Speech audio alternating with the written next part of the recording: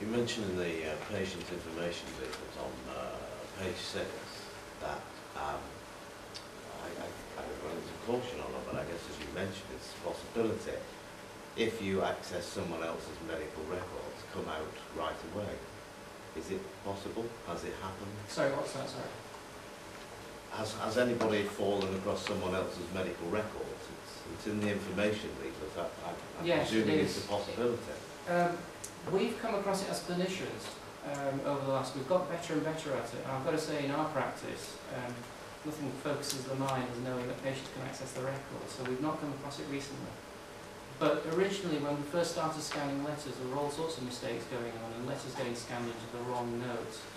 And some of those letters may well still be in those records. It's one of the risks that exists.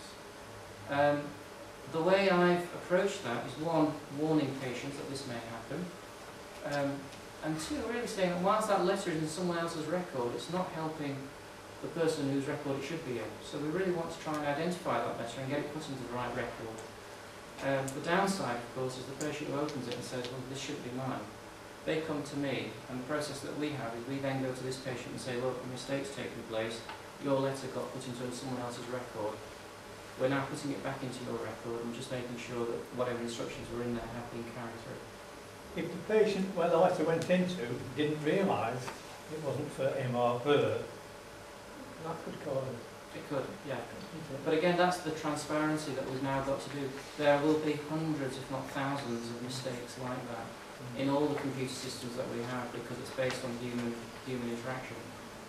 I think rather than hiding it or pretending it doesn't happen, we're better off being open about it, publicising it, and saying this is the process we're going to go through to try and correct your record. What I found with the patients is that they actually like that idea. They actually want their records to be right. That's more important than perpetuating a system that's got mistakes in it. I'm kind of imagining, I mean, I think it's a wonderfully charitable view of human nature, but I'm kind of wondering about some of the potentials for real harm of people not stepping up and saying, hey doctor, I found this rather embarrassing letter in my notes that actually belongs to somebody else. I'm just kind of thinking if I take about that the further forward, potential. there's a fantastic paper in British Journal of General Practitioners last month, and if everyone wants a copy of it, it talks about the benefits of record access and some of the risks. There was a critique by Paul Hunter? There was a critique by a GP who gave an opposing view, and we got in touch with him and wanted to know more about what his issues were really and where they were coming from. Now, he was a GP who worked with disadvantaged victims who suffered with HIV, and back in the late 90s, and two of his clients, actually, their houses got firebombed by the local population when they found out they had HIV. So information like that in the wrong hands can potentially be explosive. We recognise that, and in fact Paul's working quite closely with us to try and advise us on how we can try and make this as safe as possible for everybody.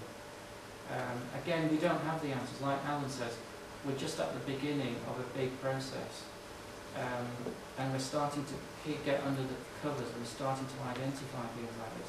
If something like that happened in my practice and the patient was not happy, I would forward them onto the local care record board, and the members of the local care record board could listen to that, they could take it into account, and the local care record board has the power to switch off records access. If anyone in the audience, if anyone thinks this is unsafe and is actually causing more harm than good, then the local care record board does have the power to switch this off immediately.